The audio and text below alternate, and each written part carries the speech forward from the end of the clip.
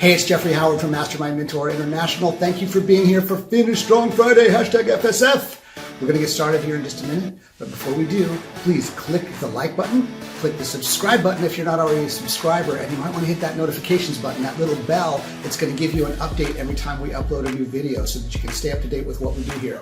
Finish Strong Friday is all about mindset. 90% of your success or failure falls right here between your ears, right? So we're giving you strategies, not just of positive thinking, which is all great, not just powerful tools and affirmations, which are all great, but actual tools for productivity, for mindset strategy, and things that you can do to stay on track and stay focused and stay motivated as an entrepreneur. So we're going to get started right now in exactly 7 seconds. Here we go. 7, 6, 5, 4, 3, 2, 1. Boom. Fire. All right, here we are. Once again, it is Finish Strong Friday, #FSF. Welcome to the show. My name is Jeffrey Howard. This is my business partner, Eric Jacobson. And we are here live in the 14-day Champion Challenge group, as well as live on our own webinar. Some of you are on either or both sides of that. So welcome, welcome, welcome. We do these trainings every Friday at the same time, and they are designed to help to give you the tools and the strategies and the tactics that you need to keep your head in the right game. 90% of success or failure is happening right here between your ears.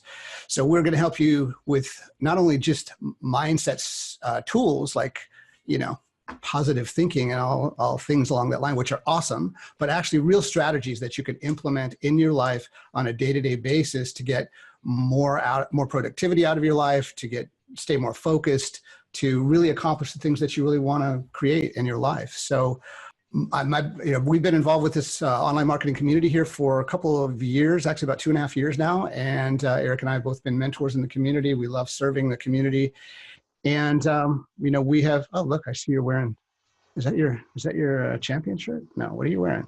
I got a shirt in the mail yesterday. I almost wore it. I just love. Yeah. So we've been involved for a long time. My background is 23 years in the direct selling, network marketing, coaching, all things that sort of relate to that, and online marketing.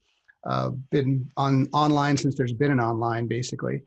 And, it's been a great journey, kind of a roller coaster ride a little bit here and there, but that's the way it is sometimes. And that's why we focus so much on mindset.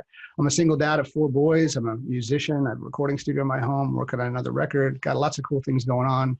I'm engaged to an amazing entrepreneur woman who is, been with me for 12 years, but we still haven't lived in the same town yet. So we're working on that. We've been raising our kids, and she has 4 girls. I have the 4 boys. And so it's been kind of an amazing journey. So that's just a little bit of a thumbnail about me. Let me flip it over to Eric, let him give a little background, and let's get this thing on the road. All right. So my name is Eric Jacobson. I live in St. Paul, Minnesota. Been married for 29 years this year. 1990 that I got married. So super excited about that. I've got a 16-year-old son.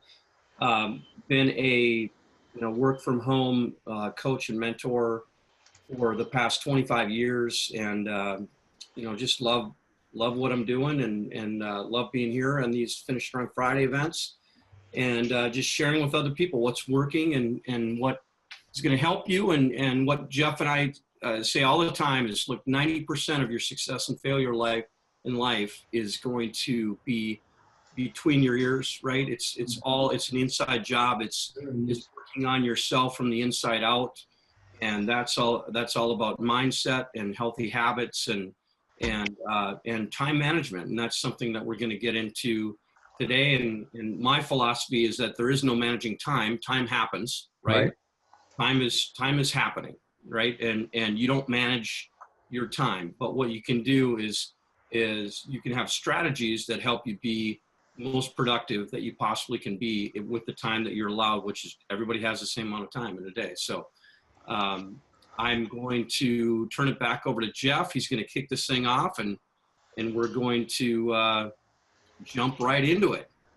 Awesome. Let's do it. Well, we're going to get right into 7 time mastery hacks to regain control of your life and business. So let me ask you a question. Who feels like they're just so busy they can't get anything done? I want to hear in the chat. Eric, maybe post something in the chat there so people know where it is. And so if you feel that way, just type yes into the chat, whether you're on the Facebook group or whether you're live in the webinar right now, who feels like they just have too much going on, they can't get things done.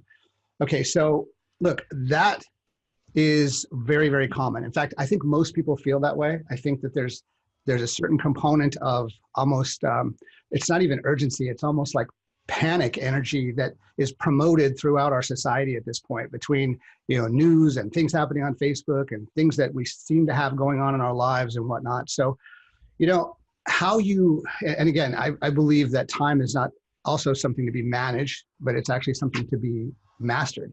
And that's what we're going to talk about today. And I want to first, before we even get started, I want to give a shout out to Laura Vanderkam, because she's not only again, I'll use the term time management expert, but I listened to a podcast where she was interviewed this past week, and I also listened to her TED Talk, and it reminded me, well, first of all, she just really inspired me to want to do this. It reminded me of really my very first product for my business, my coaching business, Mastermind Mentor, that started almost 20 years ago. Other than my first book, my first product was a time management course. And I created this, it was very self-serving initially because I wanted to get a system in place for myself, or I wanted to get clear about what the system was that I was using, but I really created it for my network marketing team at the time. And, it was because I constantly heard people say, I really am excited about doing this business, but I don't have time. I'm busy with this, I'm busy with that, I'm taking care of kids, I'm taking care of parents, I'm, working 2 jobs, I'm trying to do a side hustle plus my 2, blah, blah, blah. The list goes on and on and on, right? And I've also taken dozens of time management courses over my life as well. So I wanted to take that information, put a new spin on it, which was, again, kind of inspired by the way Laura Vanderkam looks at it. You might look her up if you're interested. And just show you how much time you really have, if you want to use it right. So the first thing I want to do is I just want to completely blow the myth of not enough time out of the water. Okay, so grab a pen if you don't have one already, because I want to do some math with you. Okay, I want to do some math. All right, so we're going to talk about a 7-day week and a 24-hour day. You've heard us maybe 6,400 seconds. Recently, we've touched on that a couple of times, and I'm actually deciding to just, toss that in the trash, because I started to feel like, 86,400 a second at a time, it just feels stressful to me. It feels stressful. It's like too fast, pushing too fast. You can look at that as your bank account, yes, whatever, but let's break this down into something realistic that's actually going to make sense for most people. So in a 24-hour day, there's 7 days in a week. That means there's 168 hours. Okay, so write down that 168 hours. Okay, so let's just say you spend 40 hours working, right? Supposedly people work a 40-hour work week. I don't know that that's true for entrepreneurs typically, but let's just say it's 40 hours, right? And let's just say you sleep for 8 hours, which not everybody does, some more, some less, but let's just say an average of 8 hours, you're going to sleep for 56 hours a week. Okay, so that's 96 hours. That leaves 72 hours for everything else. 72 hours for everything else. That's over 10 hours a day that's available for everything else. So let that sink in for a second. Let that just kind of bubble around inside you for a second. 10 hours a day. What are you doing with that 10 points, 10.2 hours, I think is what it is, or 10 point something.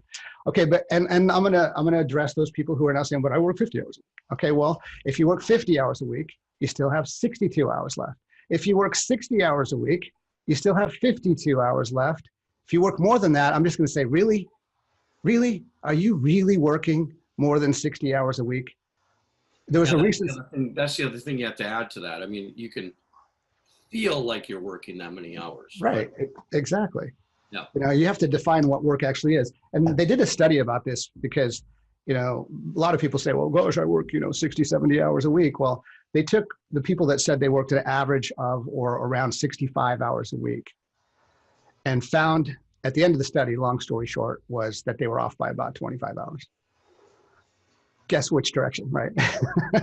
So the people who are working 65 hours a week, first of all, probably aren't getting as much done as they think they are because they're not working efficiently. But really the amount of work time that's not, surfing the web or doing some other thing during your work day that you're counting as work, it isn't work.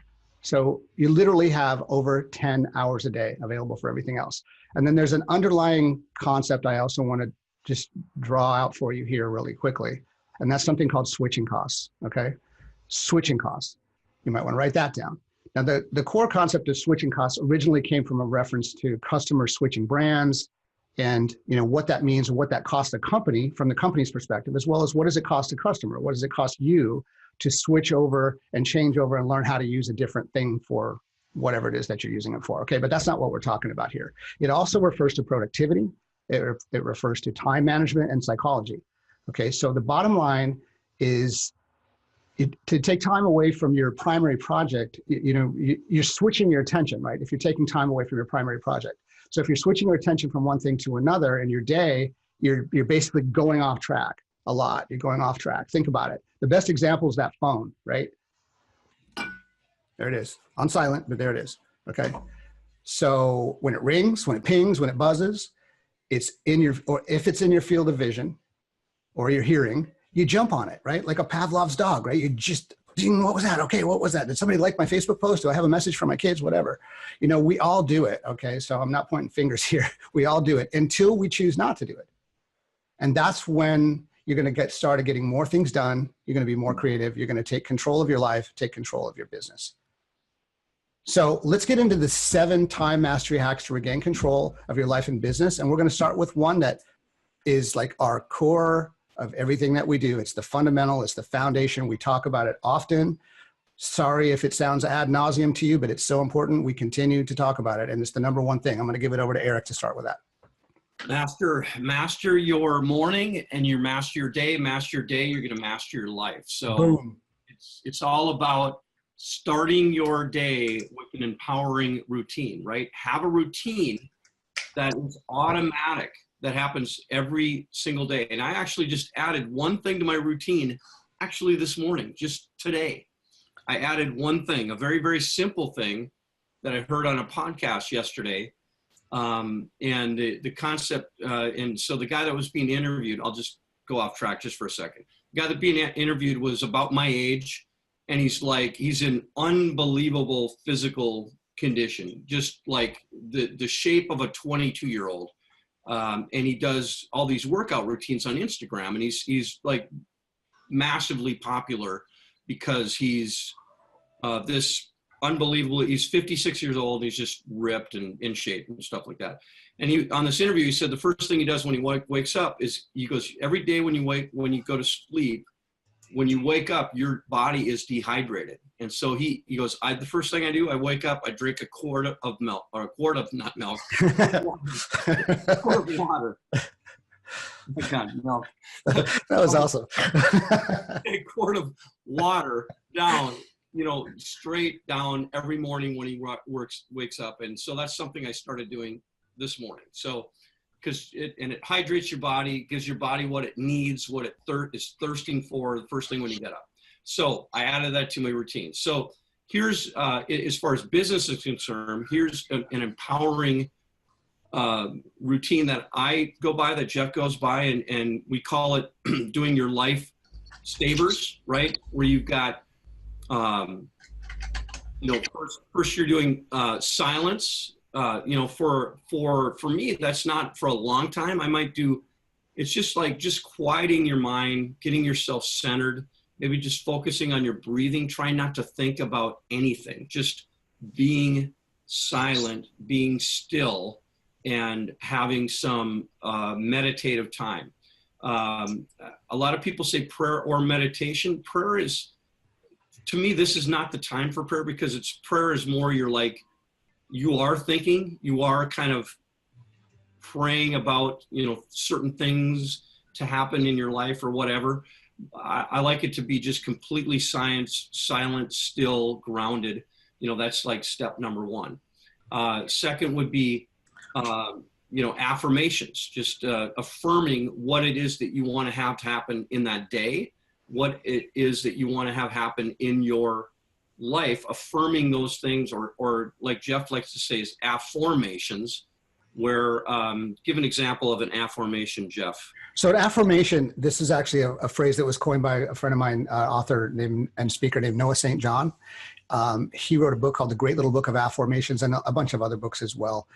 But affirmations are basically like an affirmation, only it's framed in the form of a question. So the reason that this works so well is because of the way your brain's wired. Okay, so your brain is wired to be like a search engine. The problem is that when you're asking yourself questions, typically most people are asking the wrong questions. Why am I so stupid? Why is this not working? Why, blah, blah, blah. So what happens is when you ask a question, your brain goes about the process of looking for evidence of why those things are true. It doesn't have an emotional attachment to it. It's not trying to protect you from anything. It's just your subconscious or just below the conscious brain is going, okay, search engine mode, just like Google, right? You type in, why am I so stupid in Google? It's going to give you all the reasons why you're so stupid, right? Same thing with affirmations. If you make a statement, for example, my life is going perfectly and I'm wildly abundant, I'm generating $10,000 a day in revenue, whatever. If you affirm something that's not actually physically true, your brain pops up and it says, oh, BS meter kind of comes up, right? So you get that. I always like to use the devil and the angel on the shoulder, like used to be in the cartoons when we were growing up, well, no, nobody in your family's ever been rich. You've never been rich. You can't possibly be rich. Why are you even thinking you could do this? Blah, blah, blah. And the angel saying, but of course you can do it. But the devil's usually the one that's like, bam, bam, punching the angel in the face. So you can even try this for yourself, say out loud an affirmation that isn't true in your life yet. You can reprogram your brain to believe that it's true. That's the whole purpose of affirmations. That's why they work. But it's challenging because you're actually working against the way your brain functions, the way your brain operates. If you take that same affirmation, let's just say, I'm money to take care of all my needs and more. Okay, that's a pretty simple one. I have enough money to take care of all my needs and more. Say that out loud, actually. We can't hear you, so say it out loud. I have enough money constantly to take care of all my needs and more. Okay, so that may not be true for you right now. And when you say that out loud, pay attention to the response that happens in your body or in your mind. It's usually, oh, wait, no, that's not true. There's some level of resistance, whatever that is to you, right? So type into the chat or into the comments, how that showed up for you. But if you reframe that into a question and you say, for example, why is it so easy for me to have enough money to take care of all my needs and more? Why is it so easy? Why are all my needs met and more? Why are all my financial needs met or more? A different way of rephrasing it into a question, you find, and you can try it, try it as a question and see if you get the same internal response. Most people don't, because there's no reason to resist, because your brain's going about finding the evidence of why those things are true. Okay. You use that same great search engine. Instead of finding all the reasons why not, it's finding the reasons why Exactly. why it's true, and you're putting that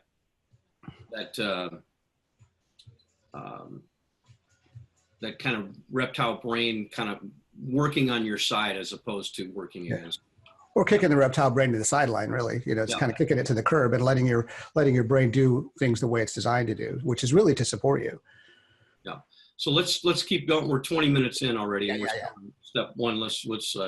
I'll just get through the first step here, and then you can move on to step two. Okay. So, visualization. So you want to drink a big glass of water when you wake up. You want to do your silence, your meditation. You want to do your affirmations. That's the third thing to do. The fourth thing is going to be your visualization.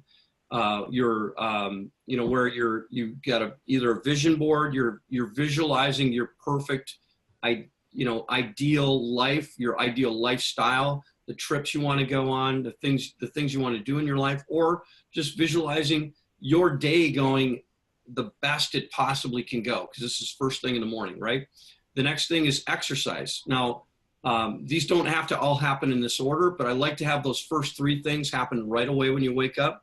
Then go do your exercise, and then your reading or listening to something positive, putting a positive third-party input into your brain. Something uplifting that you're reading, or listening to. And then your journaling, your thoughts, your ideas, your strategies, your emotional rants, whatever that you need at the time, you're writing down in a journal on a daily basis. And, what I like to do is I like to start with my goals. I write down my goals right away, first thing. And then I write down thoughts, ideas, strategies around those goals. How am I going to accomplish that today? Because at the bottom line is the only thing you have is today, right? So let's get to it as far as that. So that's step number one, is start your day with an empowering routine, something that's going to fuel the rest of your day and make you feel like you've got the, you know, the tiger by the tail, and you're making things happen. Today is your day to make it happen, right? Yeah. Awesome. Okay. Let's make sure we get those steps into the chat step by step for people too, who have maybe be watching the replay or whatever. All right. So number 2, the second time mastery hack is plan your week on Friday. So this was actually, again, you know, I want to just continue to give shout outs to Laura Vanderkam, because it really opened my mind to a different way of thinking. You know, up to now, I've always subscribed to the plan your week on Sunday night strategy. I always thought that was the best way. That's the way I learned it. And I did it that way because, well, I mean, quite frankly, I did it that way because that's how I've always done it. Are you doing anything in your life right now because that's the way you've always done it? You know, Friday afternoon, if you stop and think about it, it makes so much sense. You know, it's the time most people are winding down their week. They're like getting ready for the weekend. You know, things tend to slow down a little bit. At least in my life, the phone slows down, things stop ringing. But stop and think about this too. Remember, we didn't talk about a 5-day week. We talked about a 7-day week, right? 168 hours. If you look at that week from Monday morning to Monday morning, when is the middle of the week?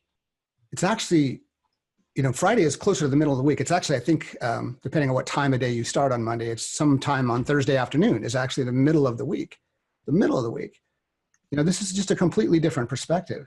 So on Friday afternoon, people are, you know, starting to get a little bit more chill. It may not be the time that you're really thinking about how to, you know, plan out your biggest life goals. You know, you might be thinking about the next happy hour or whatever, and that's fine. But you've got a little bit of time. Spend some time on Friday afternoon planning out your following week, so that when you hit the ground running on Monday, you've had the pre-plan on Friday, and then you've got the next couple of days to kind of let that, you know, cogitate, let that, you know, circulate around in your brain a little bit, add a few things to it, streamline that process. On Monday, you just jump in and start doing it. Number 3 is set specific goals for work, for play and self-care, and for your relationships, right? These, I think, arguably are the most important things in everybody's life. And there's this thing that people talk about called work-life balance, but I'm not really sure that there's such a thing as work-life balance, especially for an entrepreneur. But you can create a balance that works for you. So what are your specific goals? What do you want to accomplish in each of these 3 categories, right? For work, for play, and self-care. I'm going to put those in reverse order: self-care, relationships, and work. I think, honestly, they should be in that order, because another thing that entrepreneurs have a gross tendency to do is completely just sink themselves into family or relationships and work, and they don't take care of themselves. They burn out, they get sick, they get, you know, debilitating diseases, they get injured, whatever it might be. So set specific goals for relationship, or actually for self-care, in this order, in my opinion, you know, priority wise: self-care first, relationships, and work. So what do you want to accomplish in each one of those areas? And then when are you going to do those things in each? When are you going to do those things? And that actually leads us right into number 4. Number 4 is to schedule everything. Everything. Even if you're doing it already, start using a calendar that can travel with you, right? For some people, it's going to be an electronic calendar like Google, or an Apple calendar, or an app or something. But for most people, what really works very, very well is just a plain old-fashioned, you know, calendar. You know, just a plain old-fashioned notebook. Planner. Yeah, just a planner. Yeah, just a physical planner that you can use to keep it with you at all times.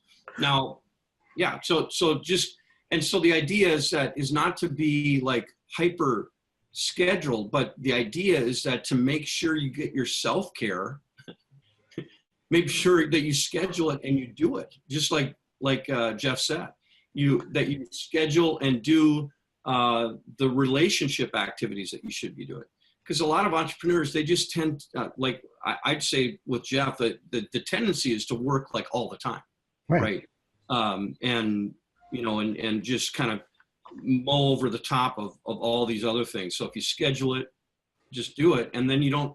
Once it's scheduled, it's one less thing that you have to think about. It's going to make you much less distracted as you go through your day, because you know it's on your calendar, and you just have to go look at your calendar and say, okay, this is what I'm doing right now. Yeah, you may look at scheduling, depending on what your personality type is. You may look at scheduling like something that's really rigid or really restrictive in some way. But, look, I'm the first one to say, I like a plan, but I love my freedom. Like, my whole reason for being an entrepreneur is about freedom. So what do I have on my schedule? First 2 hours of my day, Eric knows. I mean, it's even hard for him to get a hold of me the first 2 hours of my day. Non-negotiable.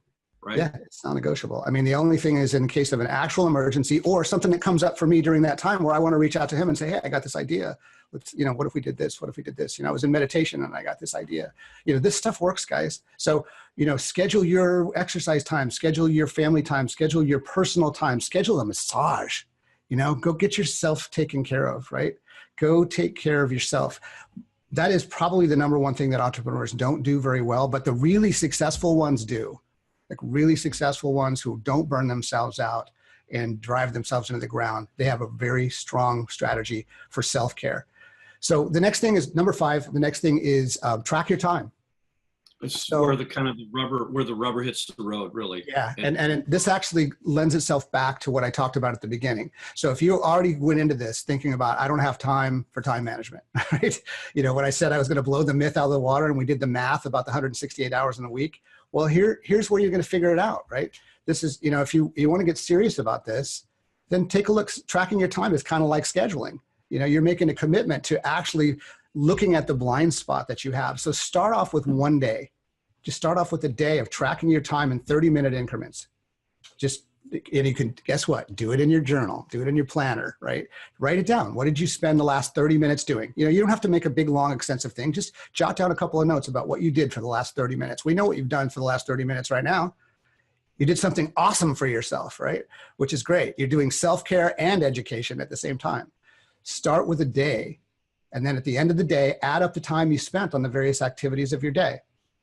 And then do that every day for a week. At the end of the week, tally it all up. And you're going to see very clearly exactly how much time you really have for everything else besides work and sleep. Or you'll see ever so clearly how much time you're wasting doing things that don't add to your life in any significant way, at least if you're being honest about it. Yeah, when you start tracking it, that's what I was just going to add to this. You got to be brutally honest. You got to be brutally honest. If you spent the last 30 minutes sitting on YouTube watching videos, be honest. You're doing this for you, right? At the end of the day, none of us, as much as Jeff and I want you to be super successful in your life, we can't make you be super successful in your life. Right. It's up to you. You got to make it happen. So the next one, I'm going to have Jeff take it because he's got some stories he wants to add to this. So yeah, well, and this is a big one for me, and I think again I've already alluded to it, and I think it's important for a lot of people. I think it's actually bullseye center, the main reason that we don't get certain things done or a lot of things done, and that is turn off notifications on your phone. Okay, number 6. Like, I'd almost say if you do nothing else, if you're looking for productivity and you do nothing else on this list, do this, right? Turn off notifications on your phone. I'm gonna give you a couple of interesting examples. Are you talking about all notifications, Jeff? I'm talking about, I'll get into alternatives to this if it's impossible to do that, because sometimes, it is for some people, but I'm talking about all notifications. Yeah. All notifications? I'm talking about all notifications. Okay. Yeah. If you're focused on a project, if you got something you need to do, if you're writing an article, if you're focused on being on the, being on the phone to call prospects, whatever it might be that is part of your day, turn off the things that distract from that. So notifications on your phone is one of them. I'm gonna give you a great example. We're obviously live on Facebook right now. And anybody who spends any time on Facebook probably knows that Facebook and Instagram had a big crash of some sort on Wednesday. But there was something really interesting. It was down. I had my notifications turned off anyway on Wednesday because I was working on a project. I actually was really inspired, like I said, to really get into this new system or this sort of evolved system from what I typically used. And turning off notifications was something that I resisted like the plague, honestly. And I turned off my notifications because I really needed to stay focused on a creative thing that I was doing. I was working on a new system that we're going to be implementing. So I wanted to just keep in the flow on it. So I turned the notifications off. I found out all of a sudden, like end of the day, it's like 6 o'clock. I haven't been on any social media. I haven't checked Facebook once. I haven't been sucked into somebody else's drama. Nothing. I got so much done that now for the last couple of days, I've been putting my phone on airplane mode whenever I'm doing, especially anything creative. Now, look, as an alternative, I get it. You know, you have kids, people you need to be in touch with, people that need to be in touch with you throughout the day. You know, again, be honest about that. Is that really true? Or is that just something you're telling yourself? But that can certainly be a reality for many of us. So if that's the case, then here's a strategy that you can use instead. Use the 1 hour on and then 5 to 10 to 15 minutes off response schedule, right? Okay, so in other words, stay 100% focused on your project, on your task, whatever you're busy doing, being productive for 1 hour. And then take 5 to 15 minutes at the end of that hour, get up, walk around a little bit, look at your phone, respond to the text messages, respond to an email if you have to, Facebook messages, whatever it is that you need to be engaged with, do that for 5 to 15 minutes. Then shut it off, go back to what you were doing or the next thing on your list and spend an hour focused completely on doing that. You will be amazed. Like if you really do this, that, number 5 of tracking your time, if you are engaged in any social media, please be honest about time tracking. When I did this, it was freaking scary. How much time was just disappearing into oblivion from social media. Now we do a lot of things that are strategic on social media, but I realized how much stuff wasn't. And I've since, sort of corrected my behavior. Yeah. So as far as social media, the way I look at it is, when you're on social media as a consumer or you're on social media as a producer. Okay. Most of us spend That's a great way to put that. all of our time on social media as a consumer. We're consuming, we're scrolling, right? We're scrolling with our thumb through the pictures, through the videos, through the posts, things like that. Solitaire, right, is one thing. Yeah. Or doing like. You know what your thing is. Everybody knows what their thing. Everybody's got their thing, right? I mean, everybody's got their thing they do when they want to procrastinate doing what they really need to be doing, right? Oh, I'm just going to look at this real quick. And for a lot of people, it's Facebook. I mean, they just get buried in it, or maybe it's YouTube, or maybe it's Instagram, or maybe it's Twitter. And with most phones these days, it's super easy just to put your phone on D&D, right? You just click a button that turns off all your notifications, click the button and turn it back on again. Yeah, and Carol also said, I've been using a timer. That's something I didn't talk about. That's actually a really good strategy too. I do that for writing, particularly when I have to focus on writing. It's a countdown timer. So it kind of forces you to get into productivity mode. And that's actually one thing that I like to keep the phone open for. I put the timer on and then I watch it ticking down, and it seems to really push me to do more. So, but that's a really great strategy, is to use a timer when you're working on a project. Yeah. So the last thing, is it okay if I cover this? Go ahead. No, you take it. So the last thing is just to make good choices, right? Because, how you use a lot of your time is a choice, right? It's not mandatory. Everything you do with time is a choice. Even being at work is a choice, right? Like you can be at work and be productive, or you can be at work and you can just be screwing around, right? You're constantly dealing with the consequences in your life with your time for every choice you make. Again, like we always talk about, awareness really is the key. And our goal is to help you raise the bar for awareness of the things that are working and the things that aren't working in your life and in your business, right? So just, make a good choice. If you didn't make a good choice, don't beat yourself up. You can't do anything about the past, right? And that's the other thing people do, is they'll just beat on themselves for days and weeks and months about some choice they made in the past that they can't do anything about now. I mean, you can draw a line in the sand, you can do something as of right now and moving forward, but you can't change the past. So that's really, that's what it's all about. Just make smart choices and win, in your life. Yeah. And that's it. And I mean, just to sum it up really quickly again, 1 through 7, start your day with an empowering routine, plan your weeks, and start planning your weeks on Friday. Think about your week as a 7-day week, Monday to Monday. Set specific goals for what you want to do in self-care, in your relationships, and for work. Number 4, schedule everything, literally. Number 5, track your time. Number 6, turn off the notifications on your phone.